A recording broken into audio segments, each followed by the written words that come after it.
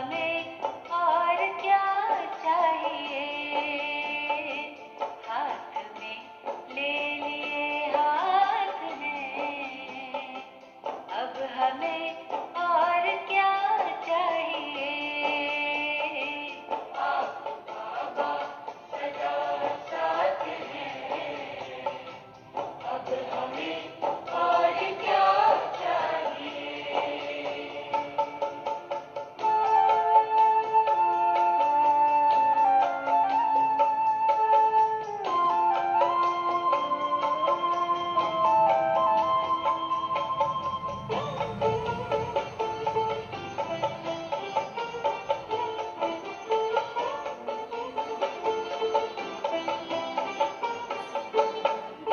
ख्यालों में ख्वाबों में खूबियाँ खिली, मिल गए आप तो खुशियाँ हर पल मिली।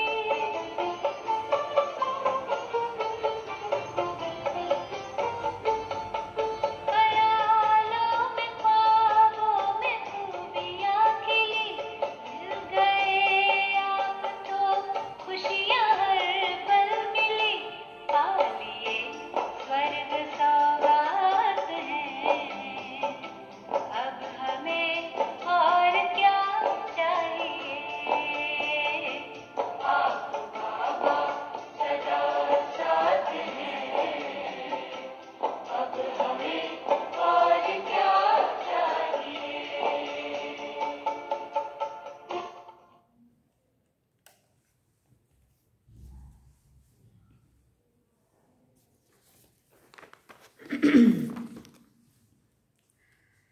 ओम शांति। बाबा गुड मॉर्निंग। आज बाबा के 18 नवंबर 2024 के महावाक्य हैं।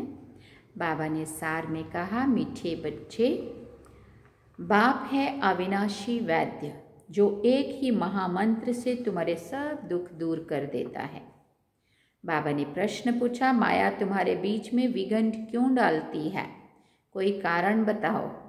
तो कारण तो कई है, लेकिन बाबा ने कुछ कारण यहाँ बताए। उत्तर में बाबा ने कहा, क्योंकि पहला नंबर, तुम माया के बड़े बड़े से बड़े ग्राहक हो। उसकी ग्राहकी खत्म होती है, इसलिए विघ्न डालती है। हाँ, कोई भी अपने पास अपने वाले लोगों को छोड़ के दूसरी तरफ जाने लगे तो खींचेगा तो सही ना, इतने समय से उसकी गोद में बैठे थे। तो दूसरी बात, जब अविनाशी वैद्य तुम्हें दवा देते हैं तो माया की बीमारी उथलती है। इसलिए विघ्नों से डरना नहीं है, मन मना भाव के मंत्र से माया भाग जाएगी। ओम शांति। बाप बैठ बच्चों को समझाते हैं, मनुष्य मन की शांति कहकर हैरान होते हैं। रोज कहते भी हैं ओम शांति, परंतु इसका अर्थ ना समझने के कारण शांति ही मांगते रहते।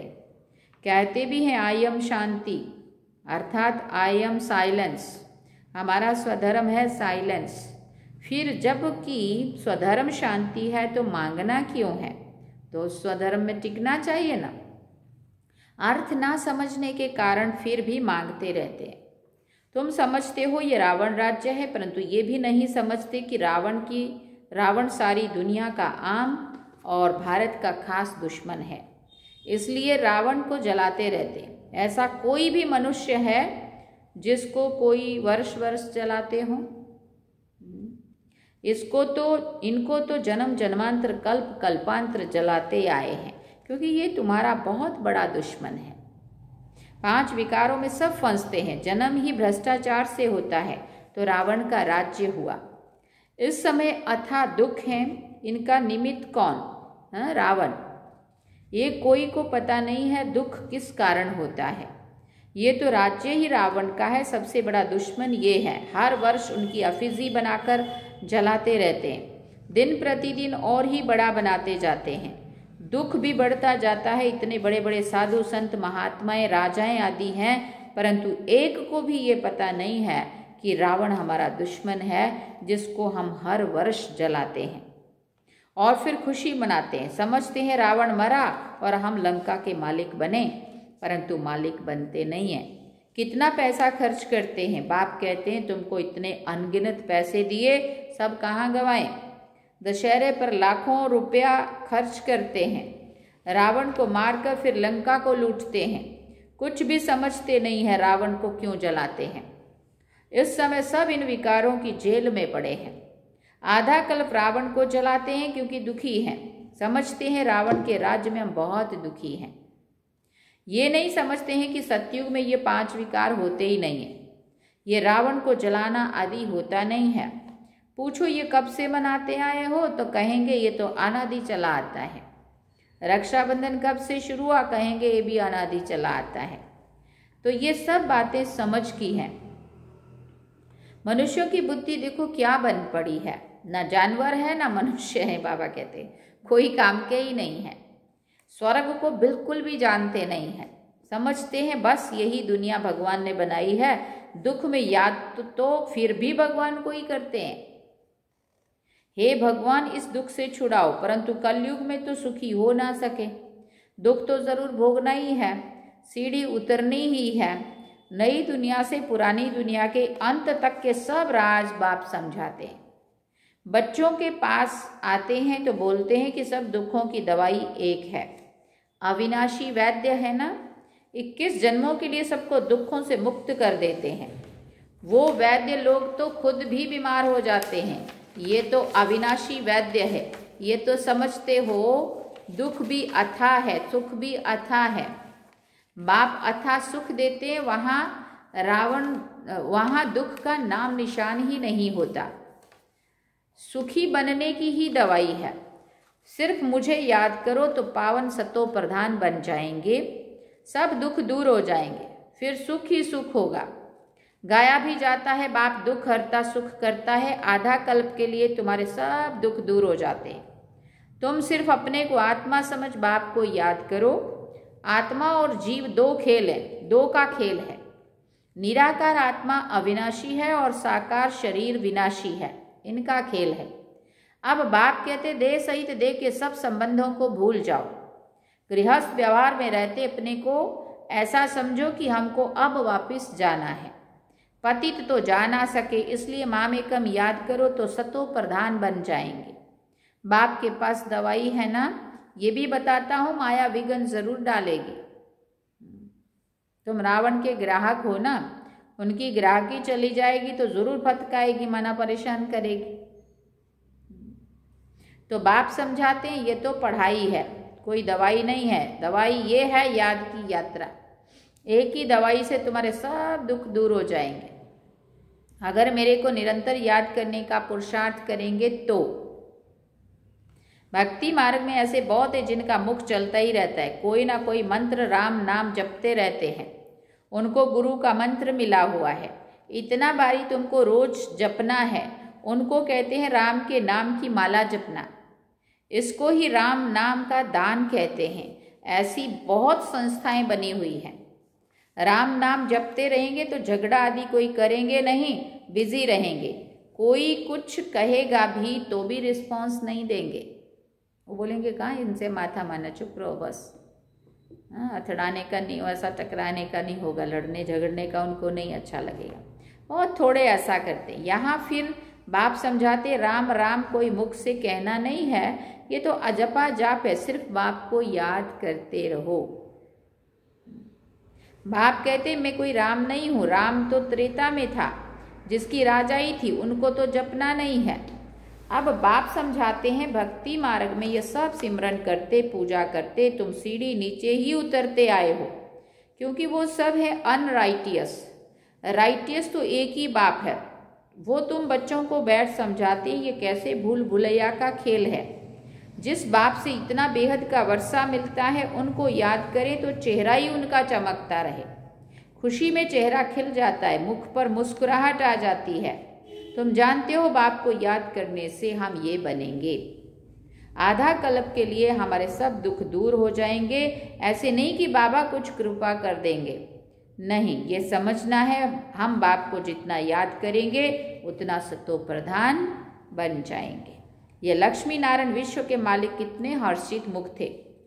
ऐसा बनना है। बेहद के बाप को याद कर अंदर में खुशी होती है। फिर से हम विश्व का मालिक बनेंगे। ये आत्मा की खुशी के संस्कार ही फिर साथ में चलेंगे, फिर थोड़ा थोड़ा कम होता जाएगा। इस समय माया तुमको हैरान करेगी, बहुत हैरान करेगी। माया कोशिश करेगी तुम्हारी याद को भुलाने की। सदैव ऐसे हर्षित मुख रह नहीं सकेंगे, जरूर कोई समय गुटखा खाएंगे। मनुष्य जब बीमार पड़ते हैं तो उनको कहते भी होंगे शिव बाबा को याद करो, परंतु शिव बाबा है कौन ये किसी को भी पता नहीं है, तो क्या समझ से याद करें, क्यों याद करें। तुम बच्चे जानते हो बाप को याद करने से हम तमो प्रधान से सतो प्रधान बनेंगे। देवी देवता सतो प्रधान है ना, उनको कहा ही जाता है डीटी वर्ड। मनुष्यों की दुनिया नहीं कहा जाता, मनुष्य नाम होता ही नहीं है। फलाना देवता, फलानी देवी, ऐसा वो है ही डीटी वर्ड, और ये है फिर ह्यूमन वर्ड। वो देवताओं की दुनिया, ये मनुष्यों की दुनिया, ये सब समझने की बातें हैं। बाप ही समझाते, बाप को कहा जाता है ज्ञान का सागर। बाप अनेक प्रकार की समझानी देते रहते, फिर भी पिछाड़ी में महामंत्र देते हैं। बाप को याद करो तो तुम सतो प्रधान बन जाएंगे और तुम्हारे सब दुख दूर हो जाएंगे। कल्प पहले भी तुम देवी देवता बने थे, तुम्हारी सीरत देवताओं जैसी थी। वहां कोई भी उल्टा सुल्टा बोलते नहीं थे, ऐसा कोई काम ही नहीं होता। वो है ही डीटी वर्ड, माना देवताओं की दुनिया, और ये है ह्यूमन वर्ड। फर्क है ना, ये बाप बैठ समझाते हैं। मनुष्य तो समझते हैं डीटी वर्ड को लाखों वर्ष हो गए। यहां तो कोई को देवता कह नहीं सकते, देवताएं तो स्वच्छ थे। महान आत्मा देवी देवता को कहा जाता है, मनुष्य को कभी नहीं कह सकते। ये है रावण की दुनिया। रावण बड़ा भारी दुश्मन है, इन जैसा दुश्मन कोई होता नहीं है। हर वर्ष तुम रावण को जलाते हैं, ये है कौन किसको भी पता नहीं है। कोई मनुष्य तो नहीं है, ये है 5 विकार, इसलिए इनको रावण राज्य कहा जाता है। 5 विकारों का राज्य है ना, सब में 5 विकार हैं। ये दुर्गति और सदगति का भी खेल बना हुआ है। अभी तुमको सदगति के टाइम आदि का भी बाप ने समझाया है, दुर्गति का भी समझाया है। तुम ही ऊंच चढ़ते हो, फिर तुम ही नीचे गिरते हो। शिव जयंती भी भारत में ही होती है, रावण जयंती भी भारत में ही होती है। आधा कल्प है देवी दुनिया, लक्ष्मी नारायण राम सीता का राज्य होता है। अभी तुम बच्चे सबकी बायोग्राफी जानते हो, महिमा सारी तुम्हारी है। नवरात्रि पर पूजा आदि सब तुम्हारी होती है। तुम ही स्थापना करते हो, श्रीमत पर चल तुम विश्व को चेंज करते हो। तो मनुष्य पर पूरा बलिहार, पूरा मनुष्य पर क्या करना चाहिए, पूरा चल, तो फिर श्रीमत पर पूरा चलना चाहिए ना।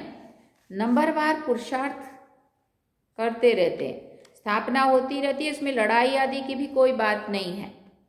अभी तुम समझते हो ये पुरुषार्थ, ये पुरुषोत्तम संगम युग है ही बिल्कुल अलग। पुरानी दुनिया का अंत, नई दुनिया का आदि। बाप आते ही है नई दुनिया, पुरानी दुनिया को चेंज करने। तुमको समझाते तो बहुत है, परंतु बहुत है जो भूल जाते हैं। भाषण के बाद स्मृति आती है, ये पॉइंट समझानी थी। हूबहू कल्प पहले, कल्प जैसे स्थापना हुई है वैसे होती रहेगी। जिन्होंने जो पद पाया है वही पाएंगे। सब एक जैसा पद नहीं पा सकते हैं। ऊंच से ऊंच पद पाने वाले भी हैं, तो कम से कम पद पाने वाले भी हैं। जो अनन्य बच्चे हैं वो आगे चलकर बहुत फील करेंगे। ये साहूकारों की दासी बनेगी, ये राजाई घराने की दासी बनेगी, ये बड़े बड़े साहूकार बनेंगे जिनको कब कब इनवाइट करते रहेंगे। सबको थोड़ी इनवाइट करेंगे, सब मुंह थोड़ी देखेंगे। बाप भी मुख, ब्रह्मा मुख से समझाते हैं, सन्मुख सब थोड़ी देख सकेंगे। तुम अभी सन्मुख आए हो, पवित्र बने हो। ऐसे भी होता है जो अपवित्र यहाँ आकर बैठते हैं, कुछ सुनेंगे तो फिर देवता बन जाएंगे, फिर भी कुछ सुनेंगे तो असर तो पड़ेगा ना, नहीं सुने तो फिर आवे ही नहीं। तो मूल बात बाप कहते हैं मन मना भव। अब मूल बात क्या आ गई फिर से, मन मना भव। इस एक ही मंत्र से तुम्हारे सब दुख दूर हो जाते हैं। मन मना भव, ये बाप कहते हैं। फिर टीचर होकर कहते हैं मध्याजी भव। ये बाप भी है, टीचर भी है, गुरु भी है। तीनों ही याद रहें तो भी बहुत हर्षित मुख अवस्था रहेगी। बाप पढ़ाते हैं, फिर बाप ही साथ ले जाते हैं। ऐसे बाप को कितना याद करना चाहिए, कितना याद करना चाहिए, बहुत सारा याद करना चाहिए बाबा। भक्ति मार्ग में तो बाप को कोई जानते ही नहीं है, सिर्फ इतना जानते हैं भगवान है, हम सब ब्रदर्स हैं। बाप से क्या मिलना है वो भी कुछ पता नहीं है। तुम अभी समझते हो एक बाप है, हम उनके बच्चे, सब ब्रदर्स हैं। ये बेहद की बात है ना। सब बच्चों को टीचर बनकर पढ़ाते हैं, सब बच्चों को टीचर बनकर पढ़ाते हैं। फिर बाबा ने कहा फिर सबका हिसाब किताब चुकतू कराए, क्या करेंगे, वापिस ले जाएंगे। फिर बाबा ने कहा इस छी दुनिया से वापिस तो जाना है। नई दुनिया में आने के लिए तुमको क्या करते हैं, लायक बनाते हैं। जो जो लायक बनते हैं वो फिर सतयुग में आते हैं। जो जो लायक बनते हैं वो सतयुग में आते हैं। अच्छा, मीठे मीठे सिकिल दे बच्चों प्रति माता पिता बाप दादा का याद प्यार और गुड मॉर्निंग। रूहानी बाप की रूहानी बच्चों को नमस्ते। हम रूहानी बच्चों की रूहानी माता पिता बाप दादा को दिलवा जान सिकवा प्रेम से याद प्यार, गुड मॉर्निंग, नमस्ते, थैंक यू बाबा, शुक्रिया बाबा।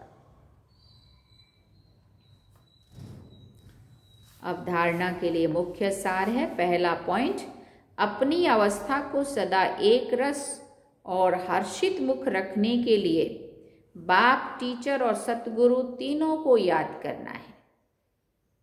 अपनी अवस्था को सदा एक रस और हर्षित मुख रखने के लिए क्या करना पड़ेगा, बाप, टीचर और सतगुरु तीनों को याद करना है।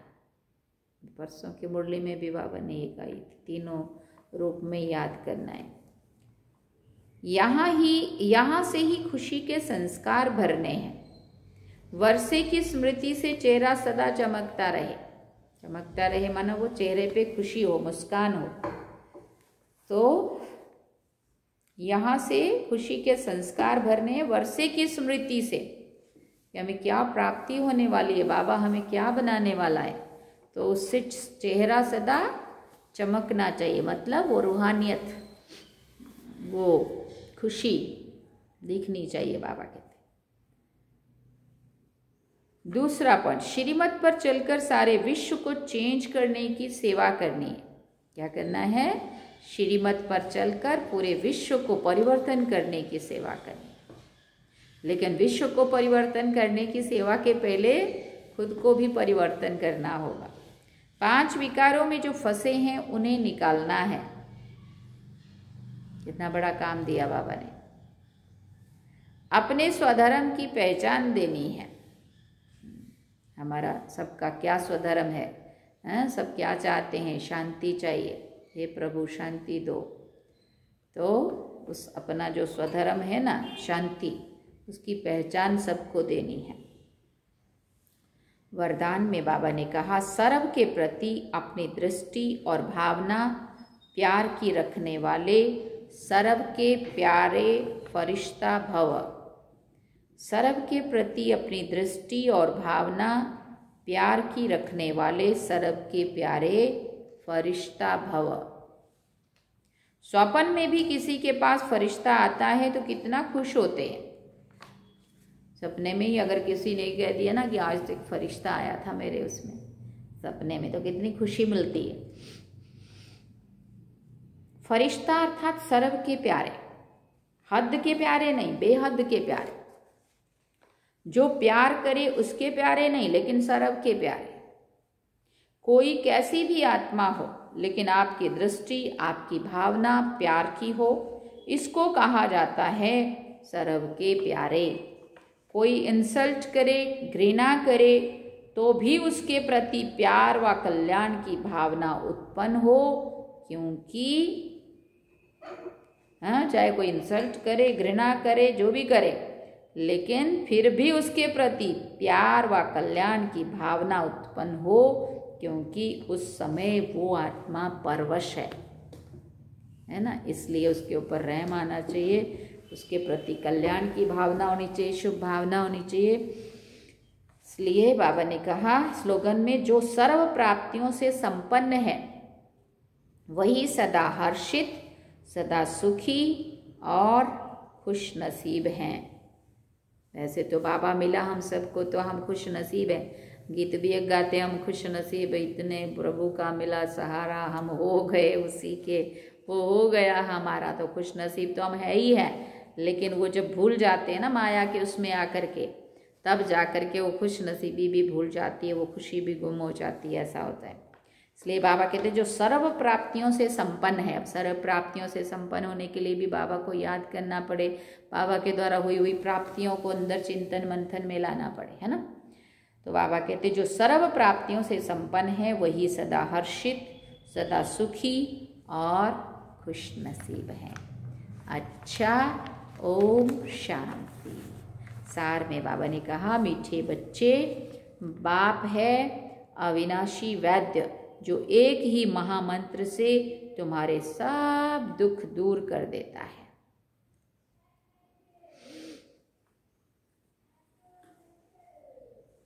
कौन सा है? बाबा है अविनाशी वैद्य जो एक ही महामंत्र से तुम्हारे सब दुख दूर कर देता है। वो एक ही महामंत्र कौन सा है? मन मना भव।